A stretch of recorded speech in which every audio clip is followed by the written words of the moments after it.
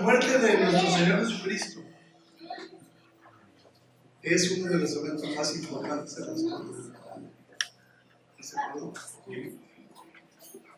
Sin embargo, su resurrección es aún más importante, porque la resurrección de Cristo valida todo.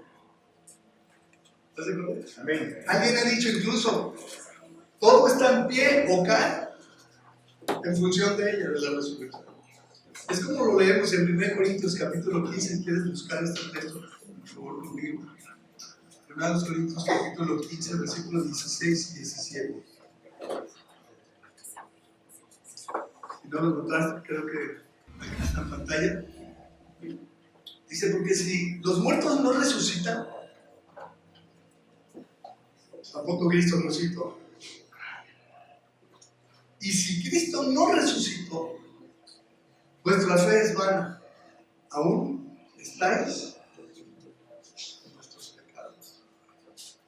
Si ves cómo en este versículo, de una manera tan sencilla, se nos explica, se nos aclara que la resurrección de Cristo es igual al perdón de nuestros pecados, porque si Cristo no hubiera resucitado, no tendríamos el perdón de nuestros pecados.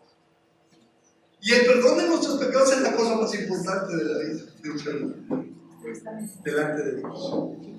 ¿Estás de acuerdo? Pero lo que es innegable es que todo este proceso de la muerte, de cómo el Señor fue finalmente arrestado y disque procesado hasta el punto de su resurrección, debió haber sido muy duro para las personas que les tocó estar involucradas en el proceso. Debió haber sido muy difícil. Hubo varios involucrados en todo este proceso. Algunos de ellos son Pilato. ¿Te acuerdas de Pilato? Era el gobernador en ese momento. Pero también su esposa tiene por ahí un rol, ahorita lo vamos a leer. La esposa de Pilato jugó un rol importante. Anás, ¿sí se puede quién es Anás? Sí, claro. Había sido sumo sacerdote y era el suegro de Caifás, era el sumo sacerdote en funciones. En ese momento, el mismo Caifás fue otro de los protagonistas principales. Y luego también tenemos a los sacerdotes, a los escribas, a los fariseos y a los ancianos del pueblo. Eran esta élite de líderes que se encargaban de analizar y tomar las decisiones de la nación. Judas, el que le entregó. Ese fue otro gran protagonista en toda esta historia. Y fue tan duro para él que terminó quitándose la vida. ¿Cierto? ¿Se acuerdan de Malco? Malco, aquel siervo del sumo sacerdote de Caifás, que estaba en la compañía de los que llegaron a arrestar a Jesús, y Pedrito sacó la espada y le mochó la oreja. ¿Se acuerdan? ¿Qué experiencia debe haber tenido este muchacho, este Malco, ¿no? ¿Y qué decir de Barrabás? Barrabás, ¿no? Los dos ladrones fueron crucificados junto con el Señor, uno a la derecha y otro a la izquierda. Jesús estaba en medio. Simón de Cirene, ¿se acuerdan quién era Simón de Cirene? El que le piden que ayude a cargar la cruz. Y luego también aparece por ahí un hombre rico, José de Arimatea, un hombre rico que era discípulo de Jesús, pero de la secreta. Porque le tenía miedo a los judíos, dice la Escritura. Algunas mujeres, varias, Susana, María y la otra María, Magdalena, y allí había un montón de mujeres alrededor de todo este proceso, desde el principio hasta el final, y ni qué decir de sus discípulos, Pedro y Juan particularmente. No se dice que Juan haya sido el que era amigo del sumo sacerdote, se intuye que fue el que logró entrar a donde estaba el Señor y luego pidió que Pedro también fuera integrado, y luego que lo meten al patio de la casa del sumo sacerdote es cuando lo identifican y cuando él niega 3 veces. Pero también había un grupo muy particular, muy especial, la compañía de soldados que le dieron tormento al Señor. Eran un grupo de soldados que se burlaron de él. Dice la Escritura, le escupían en su cara, ¿no? Le prestaron un mazo y luego con el mismo mazo le pegaban cuando tenía puesta la corona de espinas. Bueno, este grupo de soldados también fue parte de todo esto y debieron haber vivido esto de una manera muy intensa. Estaban acostumbrados a este tipo de maldad. Y finalmente por ahí el centurión. El centurión era el líder de la compañía, que fue la compañía a la que infringió la tortura hacia Jesucristo, el tormento. Estos centuriones se les llamaba así, pensando en una centena de soldados, ¿no? Pero realmente la historia dice que el número de los... Y la historia secular luego no es tan confiable como la bíblica, ¿no? Pero dice que eran de 80, máximo de 80 soldados, entonces ya no se debería haber llamado centurión, de la centuria, sino, no sé, como otario, ¿no? No sé. Pero el caso es que eran 80 los que estaban bajo su cargo. Este centurión, al final parece ser incluso que creyó. Impresionante. Ahorita vamos a hablar un poquito más de él. Pero podríamos imaginarnos, trata de imaginarte lo que para cada uno de ellos significó todo eso. ¿Cómo debía haber vivido cada uno la parte que le tocó vivir? ¿En qué estarían pensando? ¿Qué pasaría por su mente? Por ejemplo, mira, Pilato, vamos a leer ahorita un par de textos que dice que evitó o trató de evitar la crucifixión del Señor a toda cosa.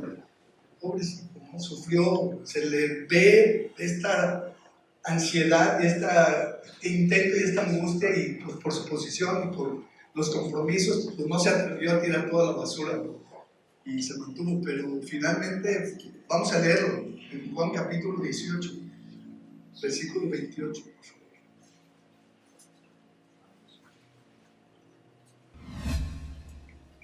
Llevaron a Jesús de casa de Caifás al pretorio.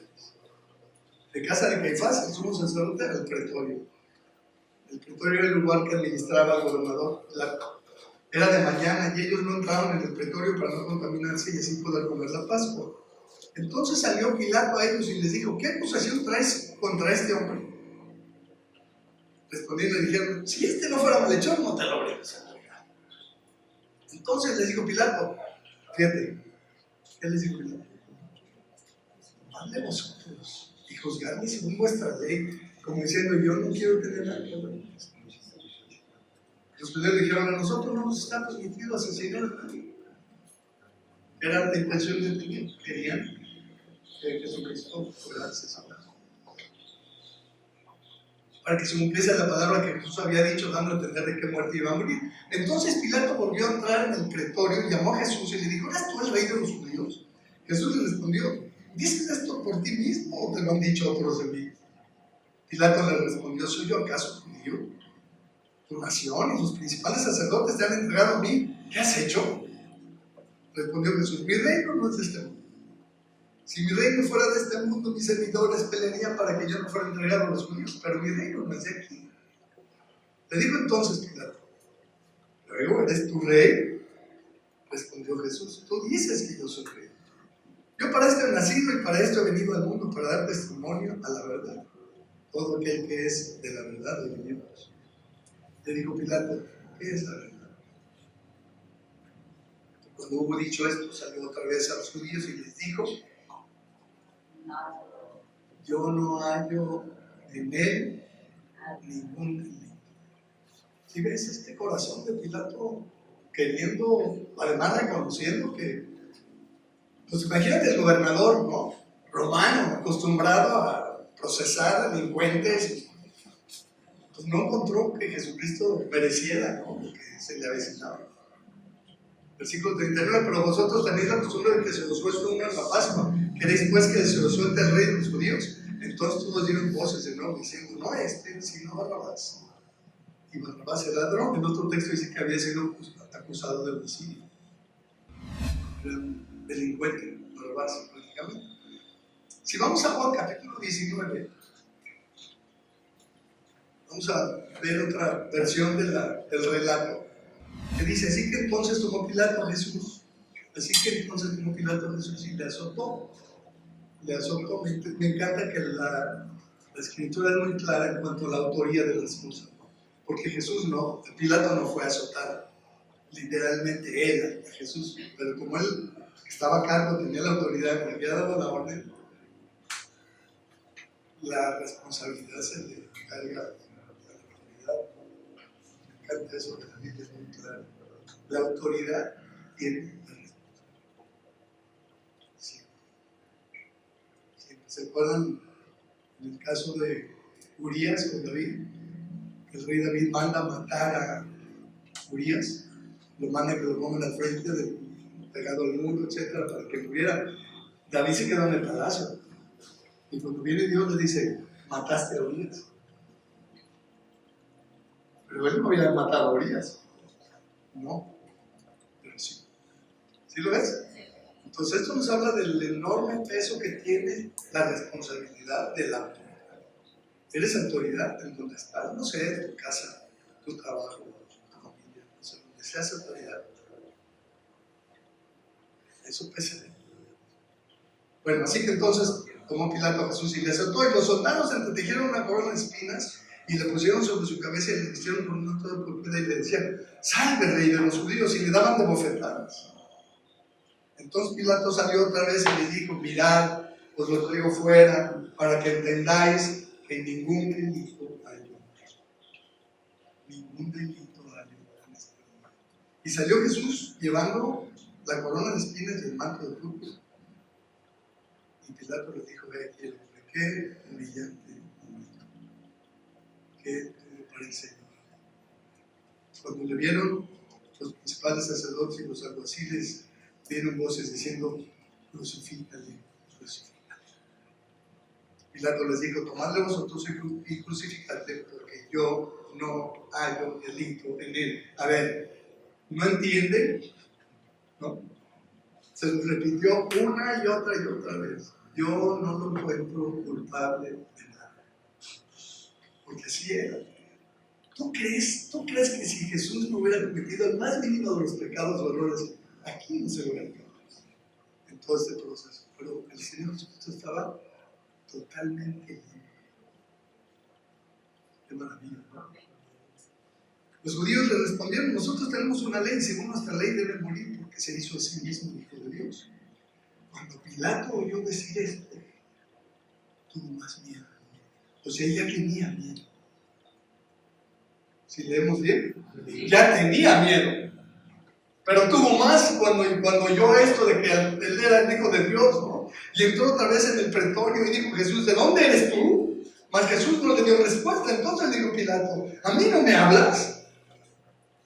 ¿No sabes que tengo autoridad para crucificarte y que tengo autoridad para soltarte? Y puedo oír las carcajadas de los miles de millones de ángeles en el reino espiritual y en el trono de Dios de esta declaración. Puedo oír las carcajadas, no sé si las oyes conmigo. O como se dice aquí en Jalisco, ¡ay, ajá!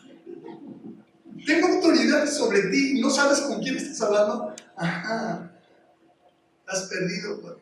Respondió Jesús, ninguna autoridad tendrías contra mí si no te fuese dada de arriba. Por tanto, el que ti me ha entregado, que lo tiene. Este versículo reitera y corrobora otra vez el mismo principio de que todo viene autorizado. Amén. Y firmado. Así es. Amén. Ninguna autoridad tendrías si no se te fuera dada.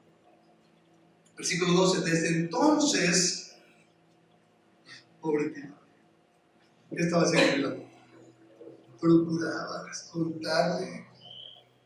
Pero los judíos daban voces diciendo, si este suelta no eres amigo de César, todo el que se hace rey a César se opone. Entonces Pilato, oyendo esto, llevó fuera a Jesús y se sentó en el tribunal. Nota este acto de sentarse en el tribunal, porque es un acto de gobierno. ¿Sí se acuerdan? Ya hemos hablado de este acto de sentarse para gobernar, y más en el tribunal, en el lugar llamado el enlosado y en hebreo Gabata. Era la preparación de la Pascua y como la hora sexta. Entonces dijo a los judíos, he aquí vuestro rey.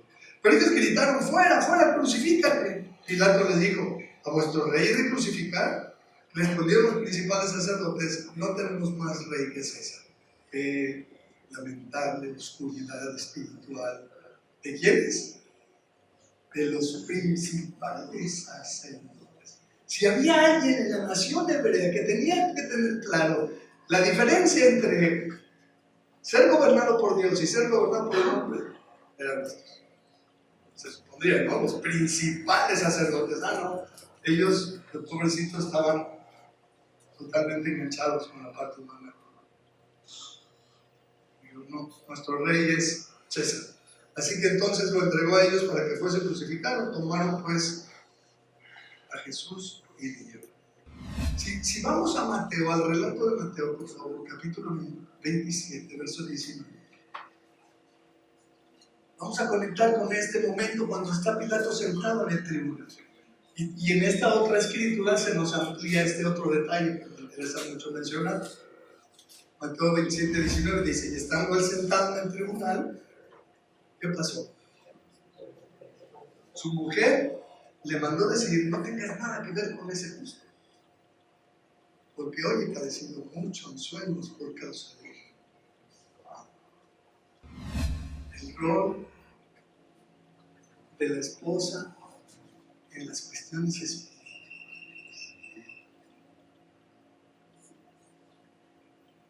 ¿Ustedes de parte de quién creen que venía esto para Pilato?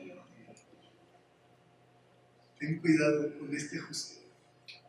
Ten cuidado con quién te estás metiendo. Porque he padecido mucho.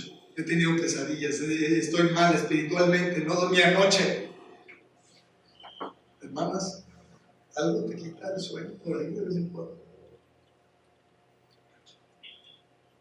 No, pues no tiene que ser, ¿no?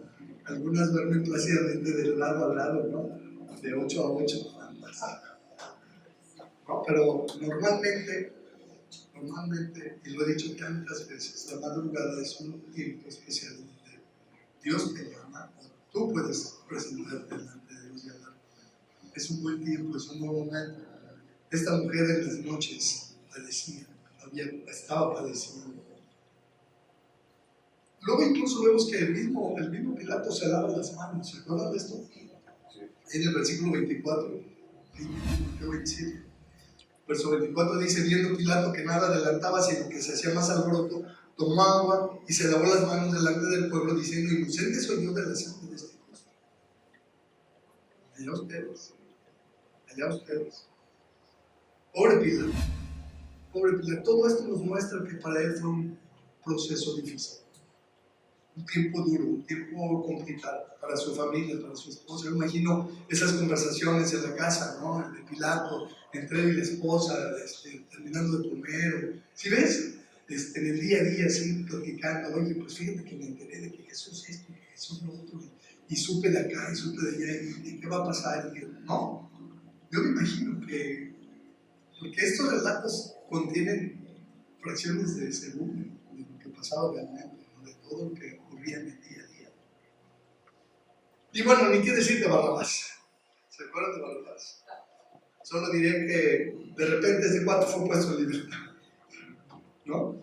No creo que haya alguien sobre el planeta Tierra que entienda mejor el sacrificio sustitutivo de Cristo que no creo que nadie lo entienda mejor que él. Porque él estaba destinado a la muerte, al juicio y a la crucifixión, a la tortura y a la crucifixión, que era lo que acostumbraban los romanos. Y lo sueltan y en su lugar entra Cristo. Este es un cuadro perfecto. Barrabás es tipo de mí y de mí, de nosotros. Que fuimos liberados de lo que nos correspondía por nuestros delitos y en nuestro lugar entra Cristo y el pagó el precio. ¿Sí estás de acuerdo? Barrabás, ahí te lo encargo, estudialo cuando puedas. Los ladrones en la cruz, ¿qué quiero decir de ellos, no? Normalmente los crucificados pasaban muchas horas clavados en la cruz. Sí saben ese detalle técnico de las crucifixiones, ¿no? Les ponían una tablita abajo de los tobillos, de los talones, y ahí ponían, ¿no? Y entonces ellos se empujaban para poder seguir respirando, y al ratito, con el peso, pues, se volvieron a doblar, pero en esa posición, de pronto ya no podía respirar, y entonces se volvían a empujar. Por eso, para que ya se movieran, iban y les rompían las piernas con un mazo. Ya estaban clavados, ya imagínate lo grotesco del cuadro, ¿no? Y además que llegaran y te dieran un marrazo de esos estilo romano para romperte las piernas, te rompían las dos, para que no pudieras seguir instintivamente empujándote hacia arriba para jalarte. ¿Te imaginas lo que debe haber sido ser crucificado? Yo creo que difícilmente lo podemos imaginar. Difícilmente, no estar ahí. Y la escritura nos relata el detalle técnico de que uno de ellos le estaba diciendo: Señor, o tú, si eres el Hijo de Dios, desciende de la cruz y líbranos a nosotros, baja nuestra mente a nosotros. Pero el otro reacciona diferente. Me encanta el otro. Qué horrible muerte, pero el otro le dice, reprende a aquel, le dice que ni en la misma muerte temes a Dios. Y vamos a verlo en Lucas 23. Lucas 23, 39. ¿Sí me sigues? ¿Sí? ¿Estás conmigo? Lucas 23, 39. Y uno de los malhechores que estaban colgados le injuriaba diciendo: si tú eres que el Cristo, sálvate a ti mismo y a nosotros. Respondiendo el otro, le reprendió diciendo: ¿ni aún temes tú a Dios estando en la misma condenación? O sea, estamos clavados en la cruz y ni así reaccionas. Nosotros, a la verdad, justamente padecemos porque recibimos lo que merecieron nuestros hechos, más ningún mal hizo. Y dijo Jesús: acuérdate de mí cuando vengas en tu reino.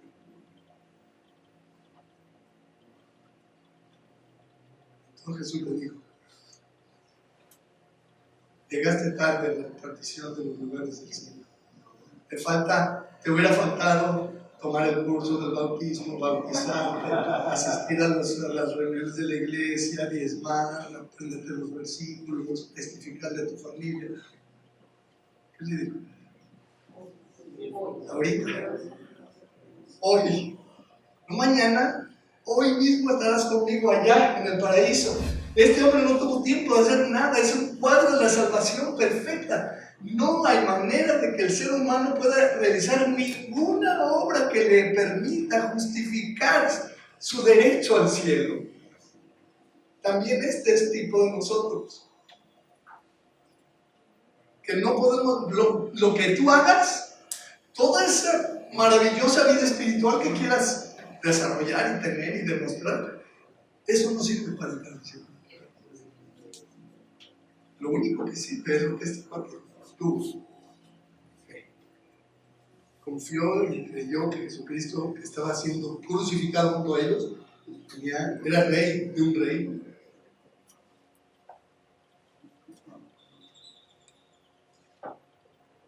Este pasaje nos deja ver claramente lo que estaba pasando por la mente de estos dos, porque se les sabe, ¿no? Así dice la escritura: de la abundancia del corazón habla la boca.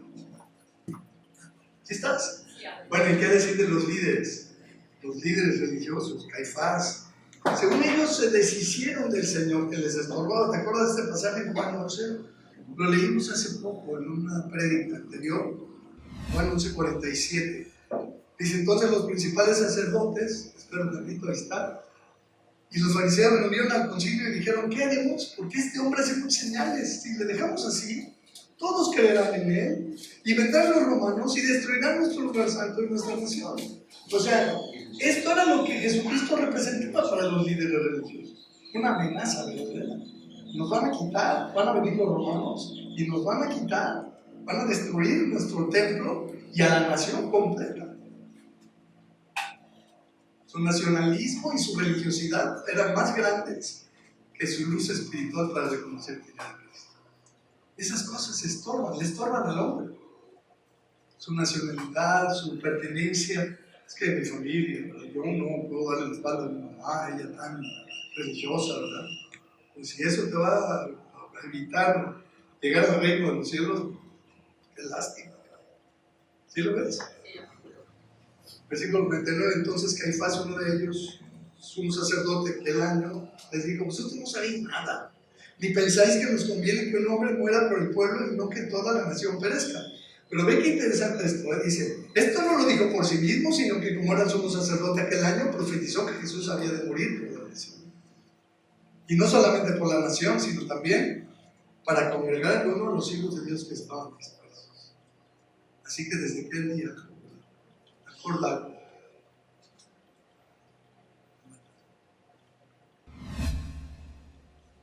Tenían clarísimo lo que querían hacer con Jesús. Y este cuate profetiza sin entender, creo yo, porque no se dice que haya creído. Y como dije hace rato, cada uno de los soldados que participaron aplicándole la tortura y el castigo, vélo allí conmigo, versículo 27, te lo leo, dice: entonces los soldados del gobernador llevaron a Jesús al pretorio y reunieron alrededor de él a toda la compañía, y desnudándole le echaron encima un manto de escarlata y pusieron sobre su cabeza una corona tejida de espinas, una caña en su mano derecha, e hincando la rodilla delante de él, escarnecían diciendo, o sea, se burlaban de él diciendo: salve, rey de los judíos. Y escupiéndole,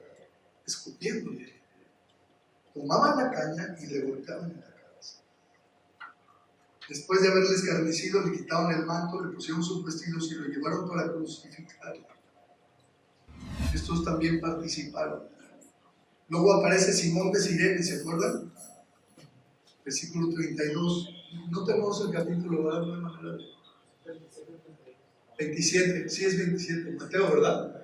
Sí, yo me acordaba que era Mateo 27, Matito, gracias. Versículo 32. Ahí está. Cuando salían, ¿sí me sigues? Sí. Cuando salían, hallaron a un hombre de Cirene que se llamaba Simón. A este obligaron a que llevase la cruz.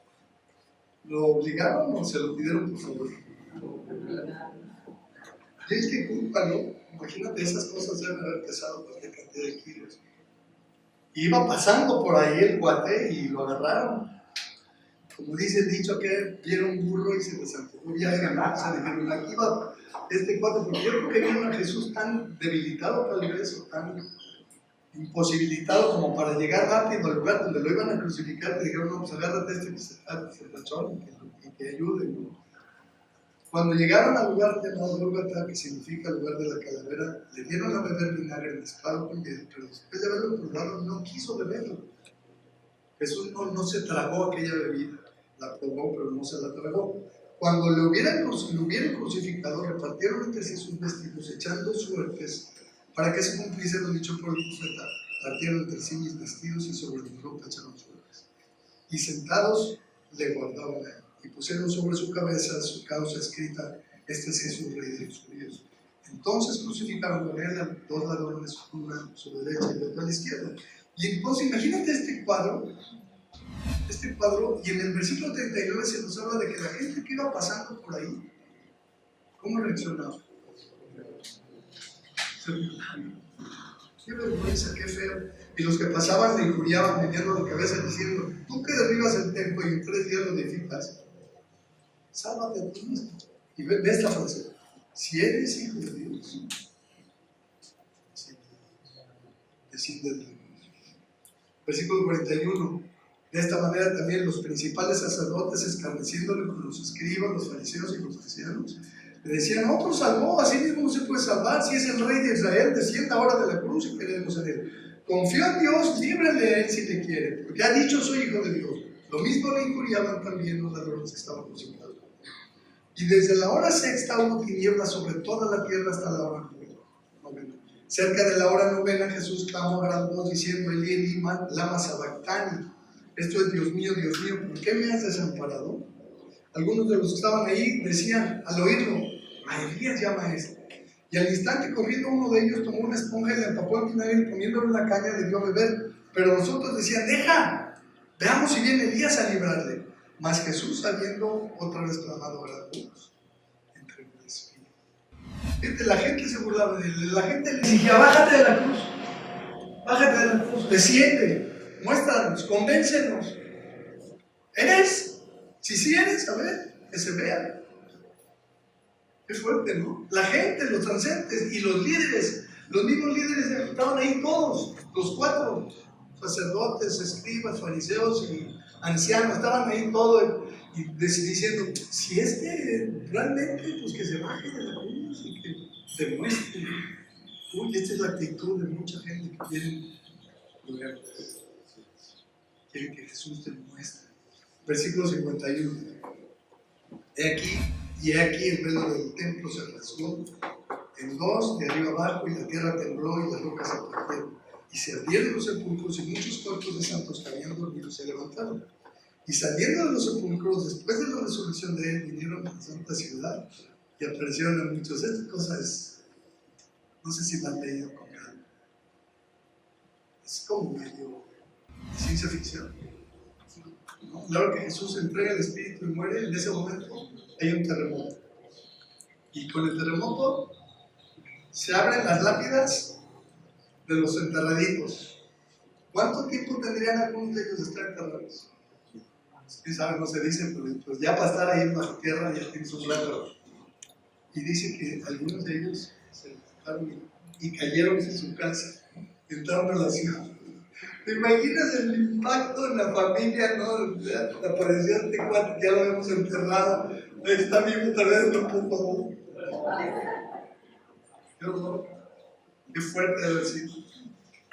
Y qué padre para algunos casos, ¿no? En general, Hollywood nos vendería la idea esa romántica de que a la hora que apareció el resucitado, pues todo el mundo hacía fiesta, ¿no? ¿Cierto? ¿Quién sabe, no? Pero mira el centurión, Mateo 27, 27. Chéquate este. El centurión y los que, versículo 54. El centurión y los que estaban con él guardando a Jesús, visto el terremoto y las cosas que habían sido hechas, temieron en gran manera. Y dijeron,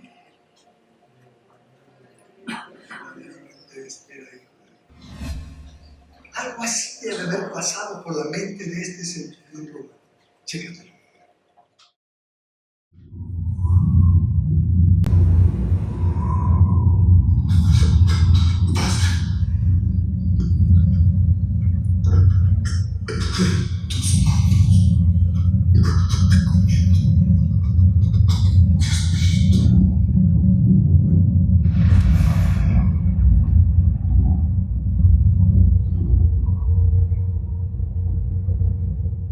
Realmente fue impresionante oír sus últimas palabras en la cruz. Siempre que este hombre hablaba, sucedían cosas extrañas. Pues yo vi mucha gente que fue sanado por él. Aunque a nosotros los soldados romanos nos prohibían hablar de estas cosas, yo estuve parado junto a esa cruz. Y la verdad no quería estar ahí, porque cuando veía a Jesús, su mirada me hacía sentir y pensar que yo debía estar en su lugar. Él no me veía con odio, sino que a pesar del gran sufrimiento que padecía y su expresión de agonía, él me miraba con amor. Y aún no alcanzo a comprender por qué decía palabras como: Padre, perdónalos porque no saben lo que hacen. Yo por dentro le decía: vamos, si tú eres el Hijo de Dios, ¿por qué no bajas de esta cruz? ¿Por qué si dicen que no has conocido pecado, mueres por los pecadores y los presentas como justos ante tu Padre? Aunque yo creo que aquí el único justo eres tú. De pronto me di cuenta que mi cuerpo comenzó a temblar, como si él pudiera escuchar mis pensamientos. Y mientras por su cuerpo maltratado y flagelado corría la sangre, él con su mirada me decía: si yo no bajo de esta cruz, es por amor a ti.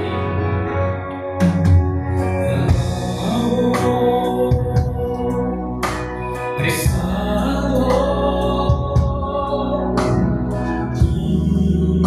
Jesús, pudiendo bajar de la cruz, preferiste morir en obediencia al Padre por amor a mí.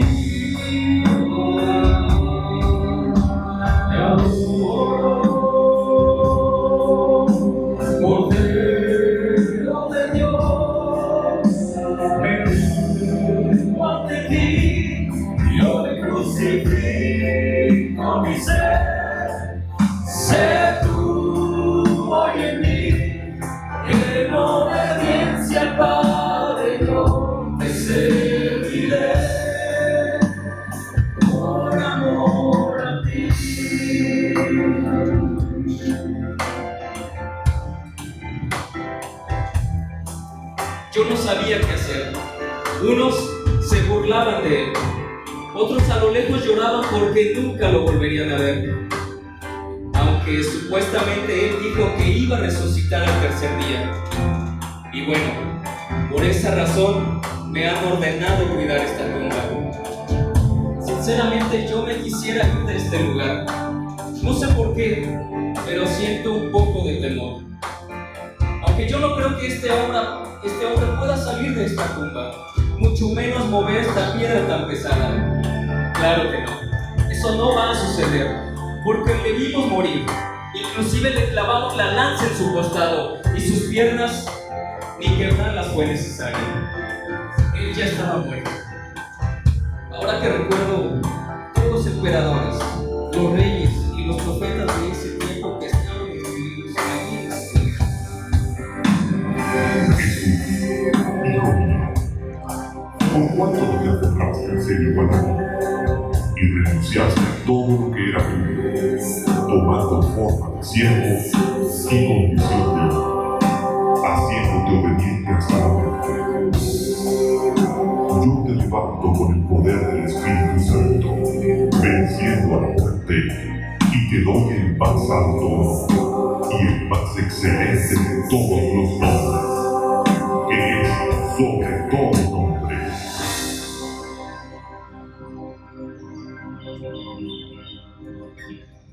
Y bueno, ya está amaneciendo. Y como era de esperarse, aquí no ha sucedido nada. No cabe duda que este hombre solo era un profeta más. Pero, ¿qué está sucediendo? Esto no puede ser posible. La piedra se está moviendo. No lo puedo creer. Jesús ha resucitado. ¡Él vive!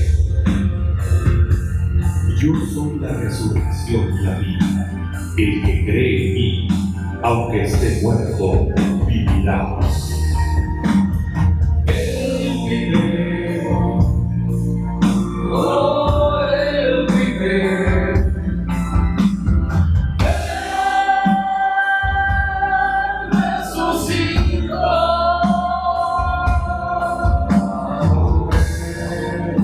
Adoremos, exaltemos, levantemos.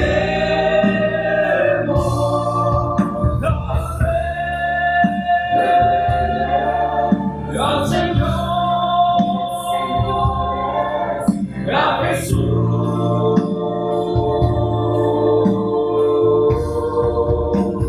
nuestro Señor.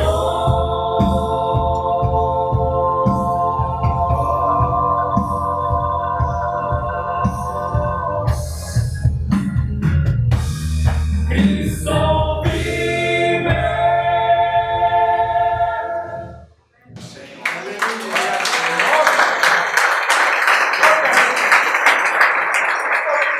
Impresionante lo que este soldado seguramente le tocó vivir, ¿no? Se entendió. Busca conmigo, por favor, Juan capítulo 11, versículo 25. Juan 11, 26.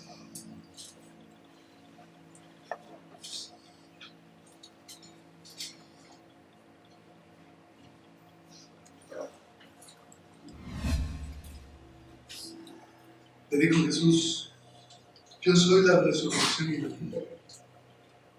El que cree en mí, aunque esté muerto, vivirá.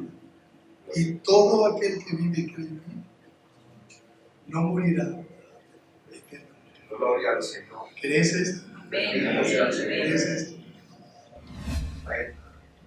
La resurrección del Señor Jesucristo sin duda es el evento más importante de la historia de la humanidad. ¿Coincides? Sí, es. Entonces concluyo aquí, fíjate, después de la resurrección, como ya vimos, ocurrieron un sinfín de cosas, tanto en la tierra como en el cielo. ¿Estás de acuerdo?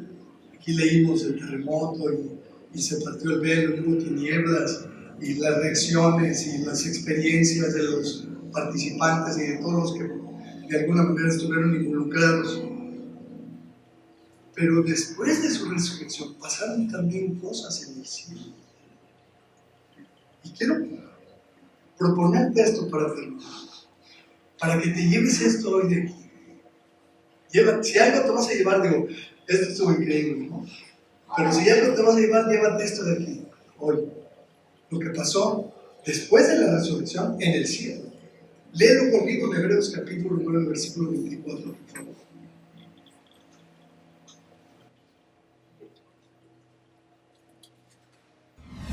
Ya está ahí. ¿Qué dice? Porque no entró Cristo en el santuario hecho de mano, que era el que los judíos tenían temor de que se los derribaran y se los destruyeran los hermanos, ¿te acuerdas? Figura del verdadero, porque el templo que estaba aquí en la tierra era una figura del verdadero, del templo en el cielo. Dice, sino en el cielo mismo. Jesús, después de resucitar, fue al cielo y entró en el cielo mismo. ¿Para qué? Fíjate cómo dice, para celebrar su victoria y hacer una fiesta con los ángeles. ¿No? Para glorificar al Padre Celestial. ¿No? Para que los seres vivientes disfrutaran del evento y celebraran al Cordero Inmolado. ¿Qué dice? ¿Para qué se presentó en el cielo? ¿Para qué llegó al cielo el Señor Jesucristo, mi hermano? Para presentarse ahora por nosotros ante Dios. Y ese es el punto, mi querido hermano. Ese es el punto. El Señor Jesucristo llegó al cielo después de haber hecho su obra en la tierra para presentarse por nosotros, por ti y por mí. ¿Qué? Estoy convencido por mi propia vida espiritual que esta es una de las verdades más reconfortantes de las Escrituras. El saber que Cristo se presentó en el cielo por mí ante Dios. Y que tiene Él este corazón y esta actitud para conmigo, y para contigo, y para con nosotros. Que lo que le movió a haber venido a la tierra fue su amor por ti y por mí. Claro, después de haber hecho lo que hizo en la cruz y después de resucitar y vencer la muerte y todo lo que pasó, llegó allá para que aquello se hiciera efectivo en la presencia de Dios. Y que tuviéramos todas las ventajas y los beneficios que conllevan lo que hizo en la tierra. Mira Hebreos 7:23. Dice, los otros sacerdotes llegaron a ser muchos. Ahí estaba Caifás y otros un montón, ¿no? Debido a que por la muerte no podían continuar, se morían. Mas por cuanto permanece para siempre, tiene un sacerdocio inmutable. No se muere, no se va a morir. Por lo cual puede también salvar perpetuamente, y subraya perpetuamente, por favor, a los que por Él se acercan a Dios. La salvación perpetua y eterna es para aquellos que nos acercamos a Dios por Cristo. Y por medio de Cristo. Pero luego el versículo no termina ahí. El versículo dice más. Dice, viviendo siempre para interceder por ellos. ¿Qué?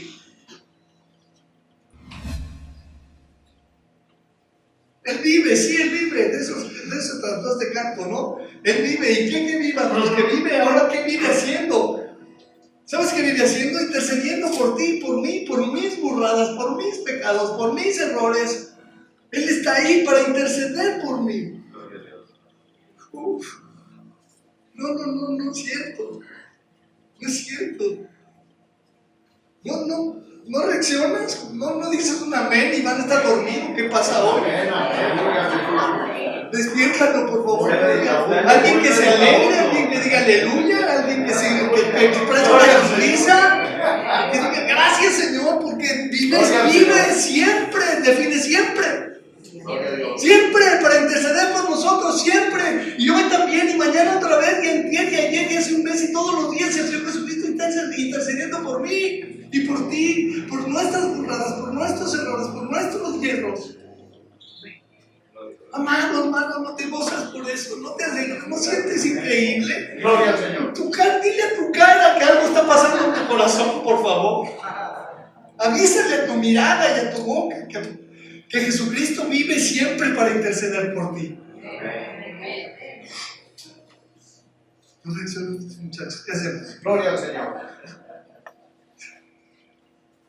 ¿Qué serían de nosotros sin esta realidad espiritual de que tenemos allá a nuestro sumo sacerdote que está delante de Dios intercediendo por nosotros? ¿Sabes qué sería de nosotros? Yo ya estaría muerto 7 veces o 70 veces 7. Y mi vida sería una miseria. Y viviría en el vacío, en la soledad. Tal vez sería indigente o drogadicto, o estaría en la cárcel, o quién sabe qué sería de mi vida. Pero la realidad es que Jesucristo resucitó y Él intercede por mí, y Él está abogando por mí, y Él me está echando la mano, y Él me ayuda, y me levanta y me saca, y me ayuda y me guía, me sostiene, me tiene una paciencia infinita. Amén, pero aleluya. Gloria al Señor. 1 Timoteo 2:5 dice: porque hay un solo Dios y un solo mediador entre Dios y los hombres, Jesucristo. Que dan ganas de decir un montón de cosas para toda esa gente que cree que hay un montón de mediadores. Me dan ganas de vomitar en público. Así es. Porque poner a cualquier otro ser, el más santo que haya vivido sobre este planeta, en la función de intercesión delante de Dios, es como escupirle a Cristo en la cara. Sí, Señor. Es como vomitarse en su cruz. Es como reírse en carcajadas y burlarse de Él por lo que hizo en la cruz. ¿Qué porquería se le ocurre al humano pensando que un ser humano mortal, por más bueno y santo, pudiera comparar con la obra de Cristo? Por Dios. Claro. ¿Estás seguro? Lo que hizo Jesucristo y lo que hace Jesucristo todavía hoy, ahorita, por nosotros no tiene comparación con ningún humano que pudiera ser el más bueno y santo que te puedas imaginar, que tuviera la mejor intención de echarnos la mano. Como Cristo. Amén. Gloria al Señor. ¿Qué sería de nosotros sin su intercesión? Entonces yo creo, mis amados, que saber y entender esto es uno de los aspectos más importantes de la vida.